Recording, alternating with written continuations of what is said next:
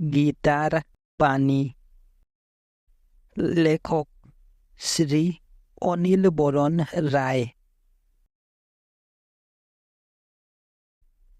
সাংখ্যের পুরুষ ও প্রকৃতির বিভেদ হইতে আরম্ভ করিয়া গীতা যে তিন পুরুষ ও দুই প্রকৃতির তত্ত্ব বিকাশ করিয়াছে, ইহাই গীতার প্রধান কথা এবং গীতার দিব্য জীবন ও দিব্য কর্মের সমগ্র শিক্ষাটি ইহারই উপর প্রতিষ্ঠিত।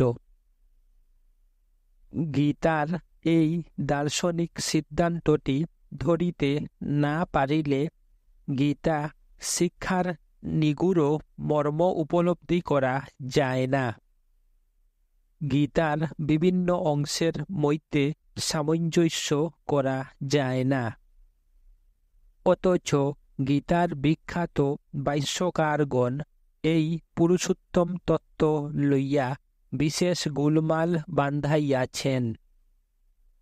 আচার্য শঙ্কর বলিয়াছেন, যাহা খরিত হয় বিনাশপ্রাপ্ত হয় তাহাই হইতেছে খর পুরুষ, আর অক্ষর হইতেছে এই খর হইতে বিপরীত পুরুষ। ইহাই ভগবানের মায়া শক্তি এবং এই অক্ষরই খর নামক পুরুষের উৎপত্তির বীজস্থানীয় কারণ। লোকমান্য তিলক তাহার গীতা রহস্যে মূলত এই ব্যাখ্যাই গ্রহণ করিয়া বলিয়াছেন, খর ও অক্ষর শব্দ সাংখ্যশাস্ত্রে ব্যক্ত ও অব্যক্ত অথবা ব্যক্ত সৃষ্টি ও অব্যক্ত প্রকৃতি এই শব্দেরই সহিত সমানার্থক।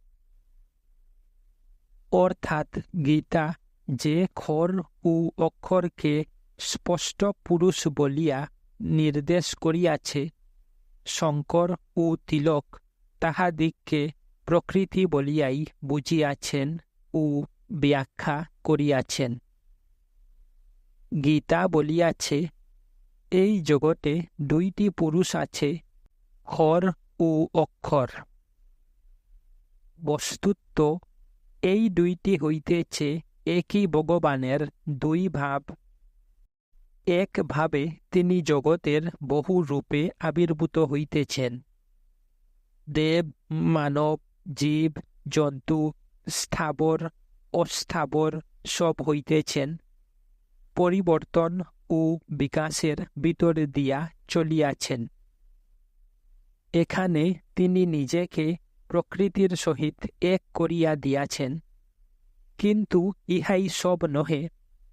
ইহা ছাড়াও আরও এক পুরুষ রহিয়াছে। তাহা এই সব কিছুই নহে। তাহা শাশ্বত আত্মা, সর্বদা একইভাবে রহিয়াছে। তাহার মধ্যে পরিবর্তন নাই, বিকাশ নাই। তাহা এক, অচল, কূটস্থ, প্রকৃতির কর্মের মধ্যেও নিষ্ক্রিয়। তাহার গতির মধ্যে নিশ্চল।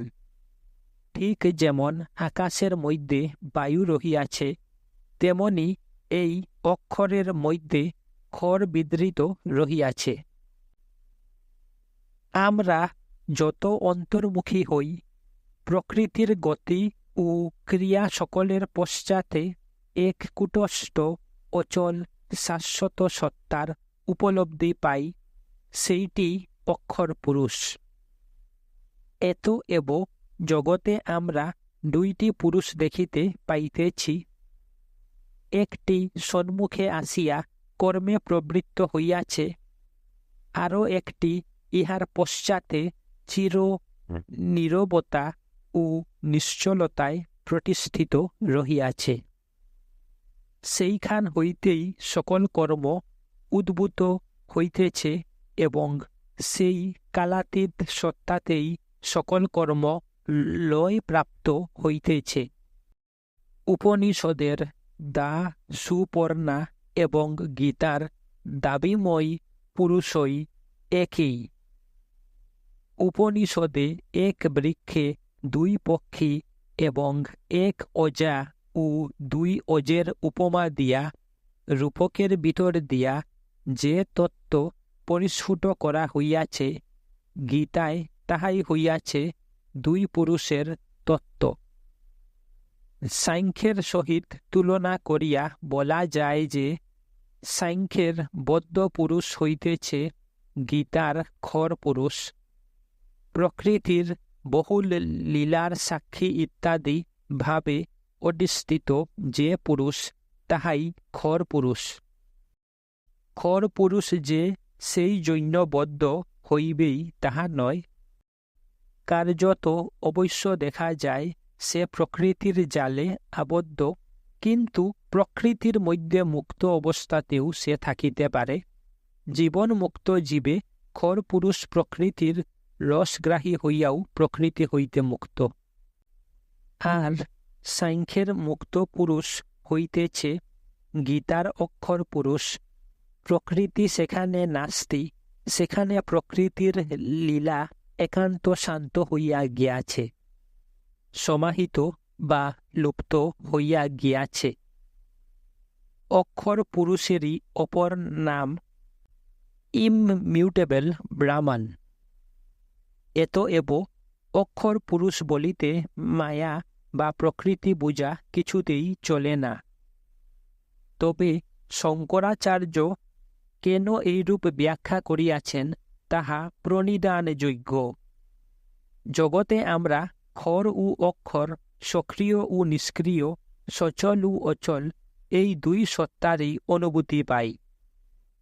কিন্তু খর ও অক্ষর পরস্পরের সম্পূর্ণ বিপরীত ও বিরোধী বলিয়াই মনে হয়, এবং এই দুইয়ের মধ্যে কোনো বাস্তব সম্বন্ধ ধারণা করা আমাদের পক্ষে কঠিন। সাংখ্য যে পুরুষ ও প্রকৃতির চিরদ্বৈত কল্পনা করিয়াছে, পুরুষ নিষ্ক্রিয়, প্রকৃতি কর্ম করে, এবং পুরুষ ও প্রকৃতি দুইটি সম্পূর্ণ বিভিন্ন ও স্বতন্ত্র সত্তা, একটি অক্ষর অপরটি খর। প্রথম প্রথম মনে হয় যে এইটি অধিকতর সঙ্গত।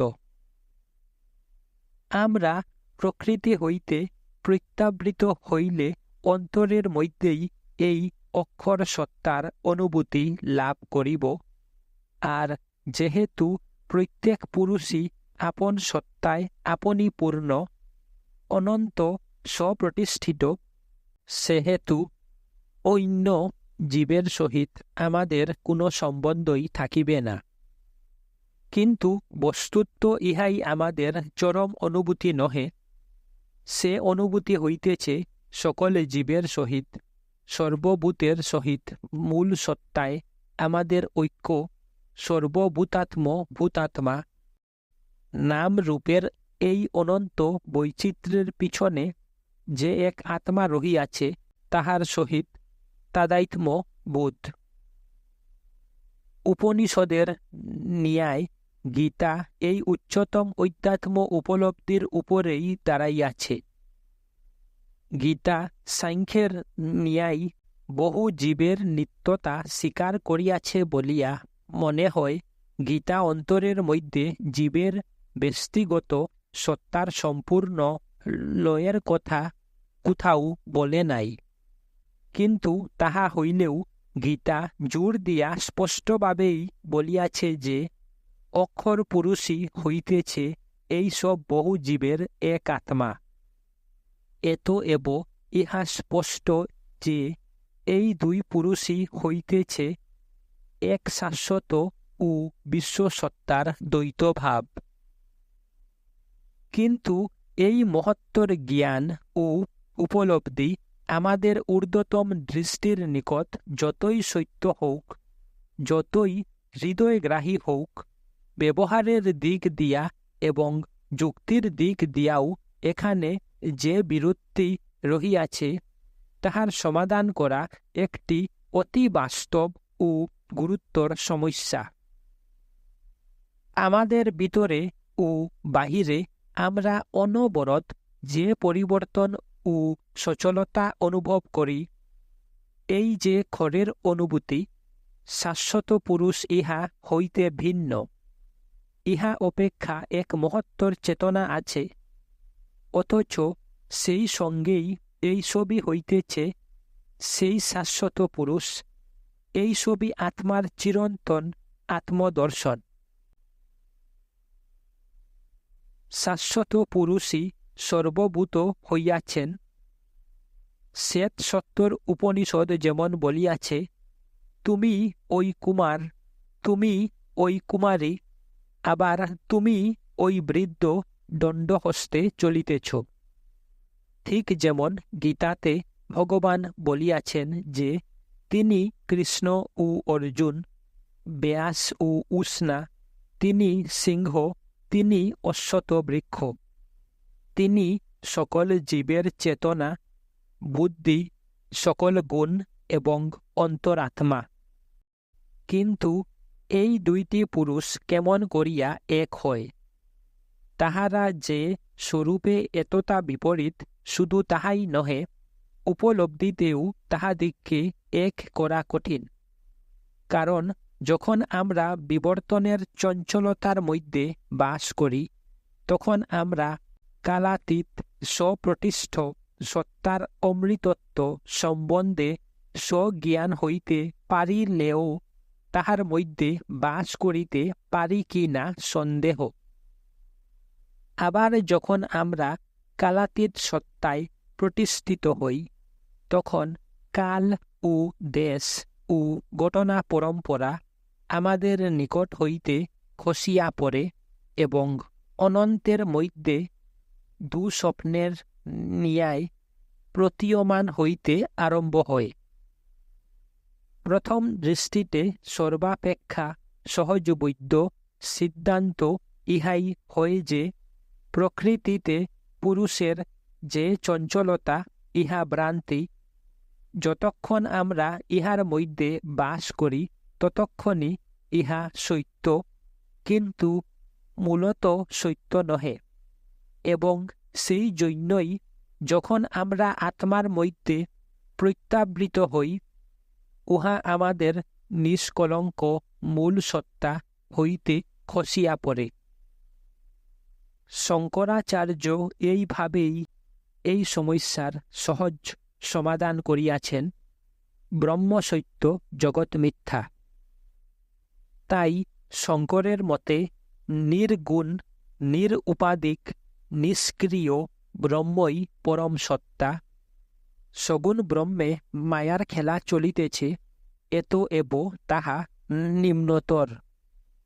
গীতায় পুরুষোত্তমের যে বর্ণনা আছে, তিনি এই জগৎ রূপে প্রকট হইতেছেন, জগৎ কার্য পরিচালনা করিতেছেন, যুগে যুগে মানব রূপে অবতীর্ণ হইয়া মানুষকে তাহার দিব্য জন্ম ও দিব্য কর্মের আদর্শ দেখাইতেছেন।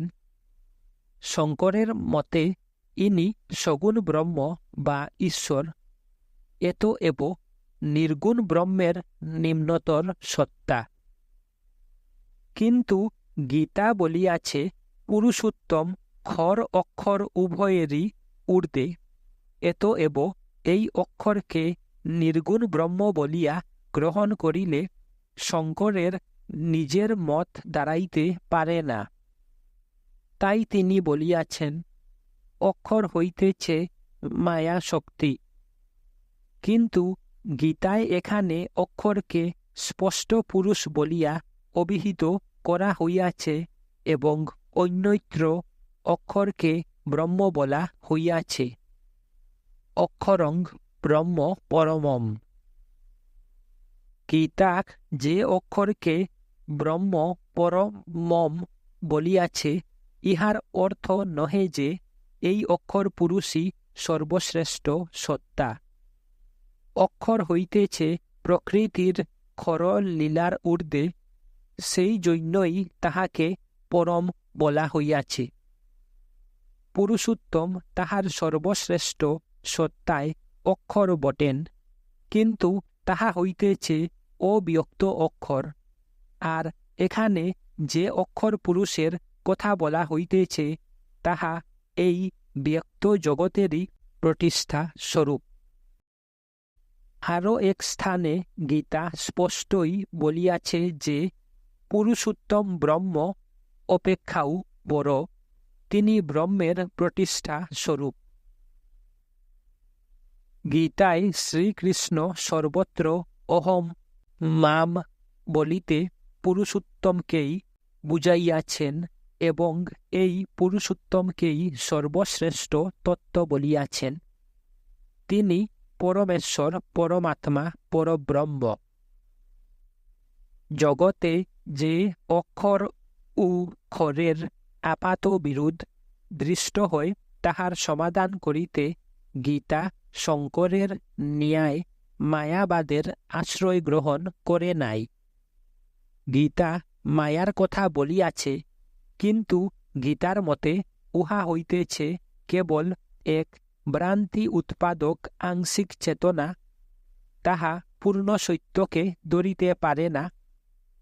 চঞ্চলা প্রকৃতির ব্যাপার সকলের মধ্যেই বাস করে। যে পুরুষের সে সক্রিয় শক্তি, তাহাকে দেখিতে পায় না। যখন আমরা এই মায়াকে অতিক্রম করি, জগৎ লুপ্ত হইয়া যায় না, কেবল ইহার সমগ্র অর্থের পরিবর্তন হইয়া যায়। অধ্যাত্ম দৃষ্টি লাভ করিয়া আমরা দেখি না যে এসবের কোনো অস্তিত্বই নাই, পরন্তু দেখি যে সবই আছে, কিন্তু যে অর্থে আছে তাহা বর্তমান ভ্রান্ত অর্থ অপেক্ষা সম্পূর্ণ বিভিন্ন। সবই ভাগবত আত্মা, ভাগবত সত্তা, ভাগবত প্রকৃতি, সবই বাসুদেব। গীতার নিকট জগৎ সত্য, ঈশ্বরের সৃষ্টি, শাশ্বতের শক্তি, পরব্রহ্মের প্রকটন, এমনকি ত্রিগুণময়ী মায়ারূপ, এই যে নিম্নতন প্রকৃতি, ইহাও পরাভাগবত প্রকৃতি হইতে উদ্ভূত। আর আমরা একান্তভাবে এই প্রভেদেরও আশ্রয় লইতে পারি না যে এখানে দুইটি সত্তা রহিয়াছে, একটি নিম্নতন সক্রিয় ও অনিত্য, আরও একটি কর্মের অতীত ঊর্ধ্বতন শান্ত স্তব্ধ শাশ্বত সদ্বস্তু। এবং আমাদের মুক্তির অর্থ হইতেছে এই আংশিক সত্তা হইতে উঠিয়া সেই মহৎ সত্তায় যাওয়া, কর্ম হইতে নীরবতায় যাওয়া। কারণ গীতা জোর দিয়া বলিয়াছে যে যতদিন আমাদের জীবন, ততদিন আমরা আত্মা ও তাহার নীরবতায় সচেতন হইয়া থাকিতে পারি।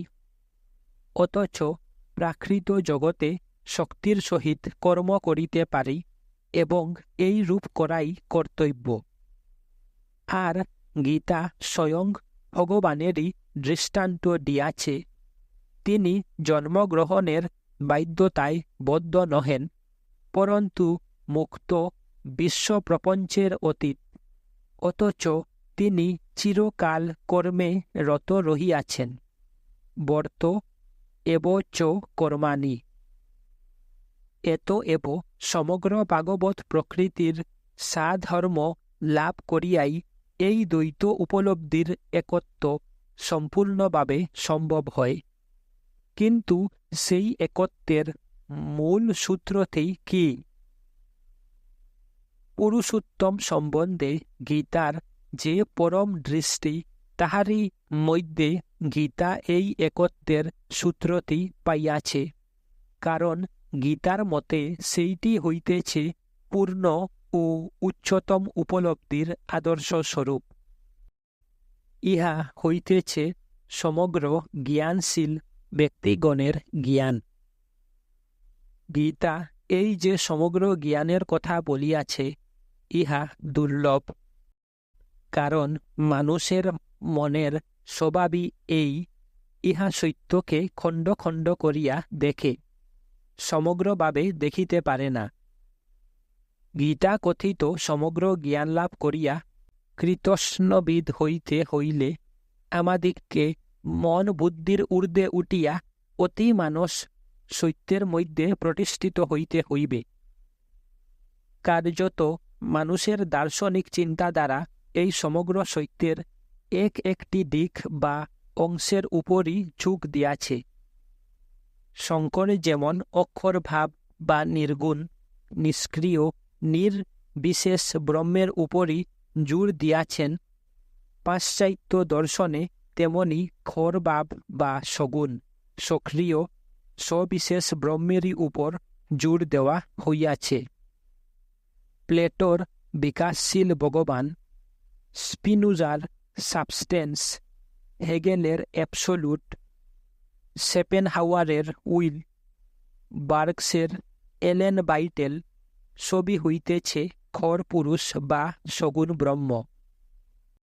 প্লেটো বলিয়াছেন, উচ্চতম সত্য হইতেছে উচ্চতম সক্রিয়তা। স্পিনোজা বলিয়াছেন, যেমন বৃত্তের মধ্যে ব্যাসার্ধ অবশ্যম্ভাবী, তেমনি ভগবানের মধ্যে কর্ম অবশ্যম্ভাবী। ফিস্টে বলিয়াছেন, শুদ্ধ নির্গুণ নিষ্ক্রিয় সত্তা বলিয়া কিছুই নাই। আমরা যাহাকে অচল অক্ষর সত্তা বলি, সেটা কেবল একটা ভ্রান্তি বা ইলিউশন। হেগেল বলিয়াছেন, অ্যাবসোলুট বা ব্রহ্ম হইতেছে একটা গতি, একটা ক্রিয়া, একটা বিবর্তন। সমগ্র পাশ্চাত্য চিন্তাধারা ও জীবন দ্বারা এই শিক্ষার দ্বারা প্রভাবিত। আধুনিক বিজ্ঞানের যাহা শ্রেষ্ঠ তত্ত্ব, আইনস্টাইনের ল অফ রিলেটিভিটি, তাহা এই দার্শনিক মতেরই বৈজ্ঞানিক বিবৃতি। এ জগতে স্থায়ী বা অচল কিছুই নাই। যেমন এক স্রোতে কেহ দুইবার স্নান করিতে পারে না, তেমনি এক স্থানে কেহ দুইবার হস্ত রক্ষা করিতে পারে না। যাহা এক বস্তুর সম্বন্ধে অচল, তাহাই আর বস্তুর সম্বন্ধে সচল। চলমান জাহাজের ডেকের উপর যখন আমি ভ্রমণ করি, তখন আমার সম্বন্ধে জাহাজ অচল, আমি সচল। সমুদ্রের সম্বন্ধে জাহাজ সচল, সমুদ্র অচল। আবার সূর্যের সম্বন্ধে এই সমগ্র পৃথিবী সচল। তেমনি নক্ষত্রদের সম্বন্ধে সৌরজগৎও সচল। সবই চলিতেছে। এ চলার আদি নাই, অন্ত নাই। এই বিশ্বব্যাপী চলিষ্ণুতার মধ্যে স্থিতি ও গতির গাণিতিক হিসাব করিতে হইলে যে সূত্রের বা ফর্মুলা প্রয়োজন, আইনস্টাইন তাহার ল অফ রিলেটিভিটিতে কেবল সেই সূত্রটি দিয়াছেন। আধুনিকতম বিজ্ঞানের মত এই যে এই সূত্রকে আরও সূক্ষ্ম ও ব্যাপক করা যাইতে পারে। আইনস্টাইন জড় জগৎ পর্যবেক্ষণ করিয়া যে আপেক্ষিকতাবাদে উপনীত হইয়াছেন, ভারতের প্রাচীন ঋষিরা অন্তর্জগতের অনুভূতি ও উপসন্ধির দ্বারা সেই আপেক্ষিকতাকে আরও ব্যাপকভাবে দেখিয়াছিলেন। তাহারা দেখিয়াছিলেন যে সাধারণত স্থিতি ও গতি, দেশ ও কাল বলিতে আমরা যাহা বুঝি, তাহা কেবল ব্যবহারিক সত্য। প্রকৃত যে সদ্বস্তু, তাহা এই সব ধারণার অতীত। আমরা দেখি গীতা বাহ্য জগতের এই তথ্যটি অতি স্পষ্ট ভাষায় ব্যক্ত করিয়াছে। প্লেটো ও স্পিনোজার ন্যায় গীতাও বলিয়াছে যে সক্রিয়তা বা অ্যাক্টিভিটি ভগবৎ সত্তার অন্তর্নিহিত ধর্ম বর্ত এবচ কর্মাণি।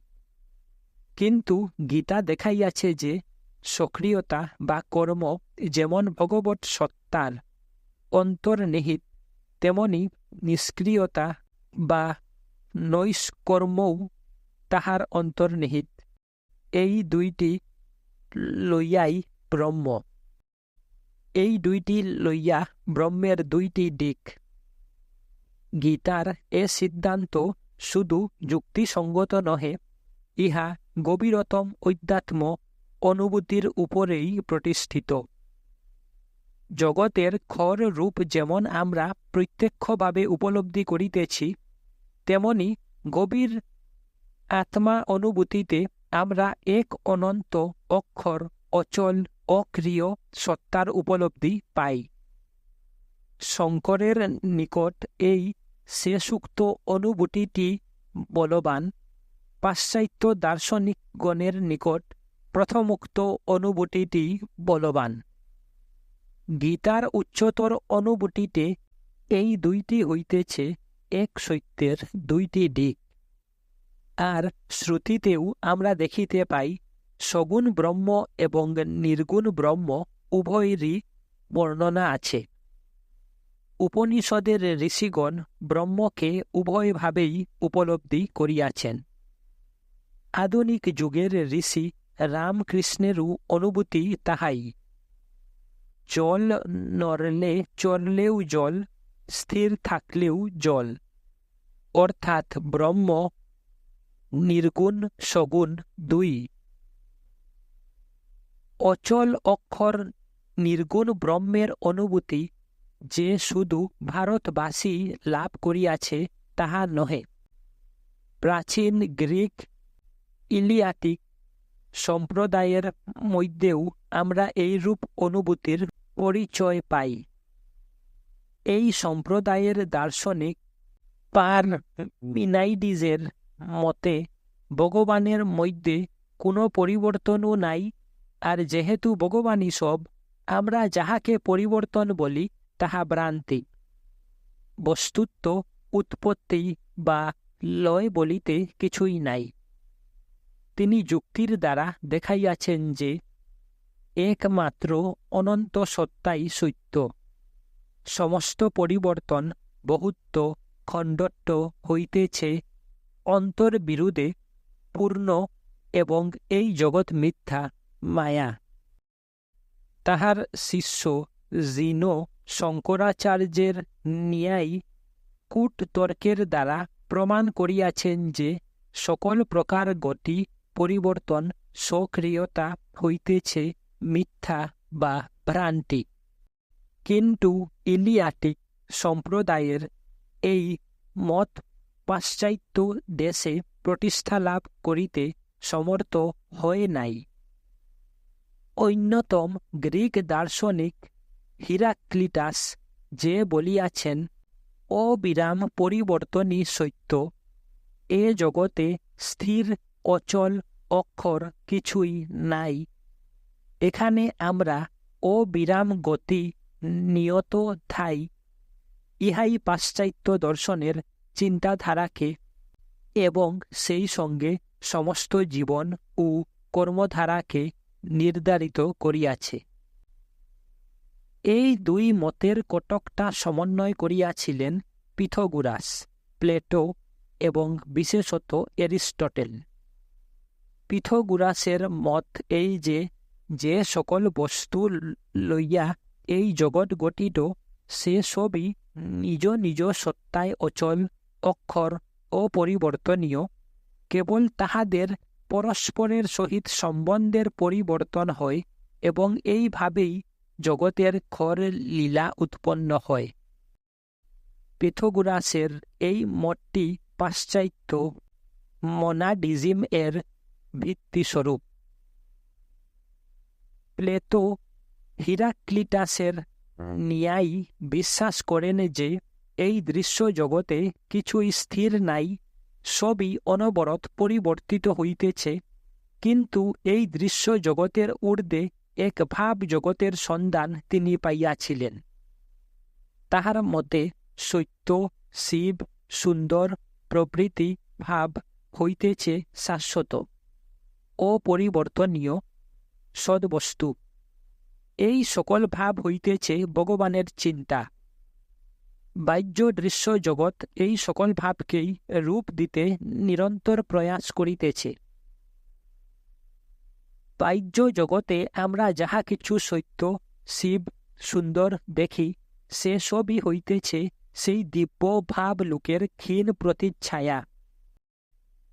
প্লেটোর দর্শনে আমরা তিনটি তত্ত্ব পাই: ভগবান, ভাব এবং জড় পদার্থ।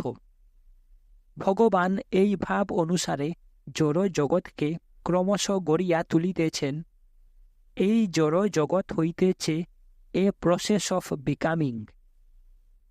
বেদান্তের ভাষায় প্লেটোর ভাব বা আইডিয়াকে ভগবানের চিৎ শক্তি বলিতে পারা যায়। প্লেটোর মতে এই আইডিয়া হইতেছে সৃজনী শক্তি। এই শক্তিকে প্লেটো কখনো ভগবানের উপরে স্থান দিয়াছেন, কখনো নিম্নে স্থান দিয়াছেন।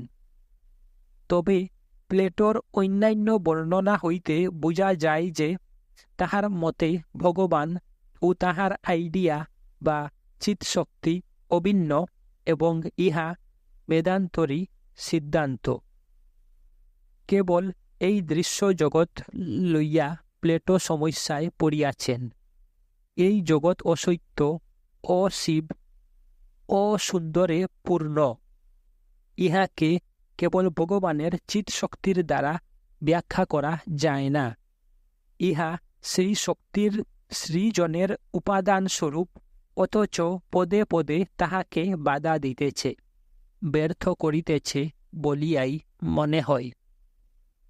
তাই প্লেটো চিৎশক্তির ন্যায় এই অচিত জড়কেও অনাদি তত্ত্ব বলিয়া স্বীকার করিয়াছেন এবং এইভাবে তিনি কতকটা সাংখ্যের পুরুষ ও প্রকৃতির দ্বৈতের ন্যায় দ্বৈতবাদে উপনীত হইয়াছেন। তবে সাংখ্যের চেতন পুরুষ নিষ্ক্রিয়, জড় প্রকৃতি সক্রিয়। প্লেটোর ভগবান এবং তাহার চিৎ শক্তি সক্রিয়, জড় প্রকৃতি তাহার সৃষ্টির উপাদান, নিষ্ক্রিয়, প্যাসিভ। মধ্বাচার্য বেদান্তের যে ব্যাখ্যা দিয়াছেন, যাহা দ্বৈতবাদ বলিয়া পরিচিত, প্লেটোর দার্শনিক মত অনেকটা তদনুরূপ। সাংখ্যের পুরুষ প্রকৃতি যেমন উভয়ই অনাদি ও অনন্ত, প্লেটোর ভাব বা আইডিয়া ও জড় বা ম্যাটার, চিৎ ও অচিত তেমনি অনাদি অনন্ত এবং উভয়ের সংযোগেই এই বিশ্বজগৎ, এই দৃশ্য বিবর্তনশীল ভগবান বা খর পুরুষ উৎপন্ন হইতেছে। কিন্তু চিৎ ও অচিত যদি সম্পূর্ণ বিভিন্ন পদার্থ হয়, তাহা হইলে উভয়ের সংযোগ কেমন করিয়া সম্ভব হয়? আমরা দেখিয়াছি সাংখ্য এই প্রশ্নের কোনো উত্তর দেয় নাই, কিন্তু বেদান্ত ইহার সমাধান করিয়া বলিয়াছে যে দুই মূলত এক বস্তু। প্লেটোর শিষ্য এরিস্টটলও এই রূপ যে সমাধান করিয়াছিলেন, তাহাতে আমরা গীতার সমন্বয়েরই আভাস পাই। তিনি দেখাইয়াছেন যে অচিত হইতেছে চিৎ শক্তিরই নিচের রূপ। ইহা ক্রমশ বিবর্তনের দ্বারা ইহার ঊর্ধ্বের সত্য স্বরূপের দিকে অগ্রসর হইতেছে। এই যে বিকাশ, এরিস্টটলের মতে ইহা ভগবানের নহে। ভগবানই পূর্ণ আদর্শ। তিনি যদি অপূর্ণ হইতেন, তাহা হইলে তাহাকে পূর্ণতার দিকে চালিত করিবার জন্য আরও একজন ভগবানের প্রয়োজন হইত। কিন্তু ভগবান হইতেছেন পরাৎপর এক। এতএব তিনি আপনাতে আপনি পূর্ণ এবং তিনি জগতের কারণ এবং তিনি জগতের লক্ষ্যস্থল। তিনি বস্তু সকলের মধ্যে তাহাদের সার সত্তারূপে অনুস্যূত রহিয়াছেন, অথচ তিনি সকল বস্তুর ঊর্ধ্বে বিশ্বাতীত। তিনি নিজে অচল অক্ষর থাকিয়াও জগৎকে চালাইতেছেন। কিন্তু ইহা কি রূপে সম্ভব? একটি সুন্দর ছবি যেমন নিজে সম্পূর্ণ অবিচল থাকিয়াও আমাদিগকে বিচলিত করে, একটি সুন্দর আদর্শ যেমন আমাদিগকে কর্মে প্রবৃত্ত করায়, তেমনি ভগবানের অনাদি চিৎশক্তি জগৎকে চালিত করিতেছে। সেজন্য ভগবানকে বিচলিত হইতে হয় না। এরিস্টটলের এই সব সিদ্ধান্তের সহিত গীতার সাদৃশ্য সুস্পষ্ট। তাহার ভগবান গীতার পুরুষোত্তমের অনুরূপ, তাহার ইটার্নাল আইডিয়া গীতার পরা প্রকৃতি এবং তাহার অচিত গীতার অপরা প্রকৃতি। গীতা বলিয়াছে, মানুষের জীবনের লক্ষ্য হইতেছে অপরা প্রকৃতির মধ্যে তাহার যে বর্তমান জীবন, ইহার রূপান্তর সাধন করিয়া পরা প্রকৃতির মধ্যে ভগবানের সাধর্ম লাভ করা। এরিস্টটল এবং প্লেটোও বলিয়াছেন, মানুষের জীবনের লক্ষ্য হইতেছে ভগবানের ন্যায় পূর্ণতা লাভ করা। এই মতেরই প্রতিধ্বনি শুনিতে পাই যীশু খ্রিস্টের বাণীতে, be perfect as your father in heaven is perfect.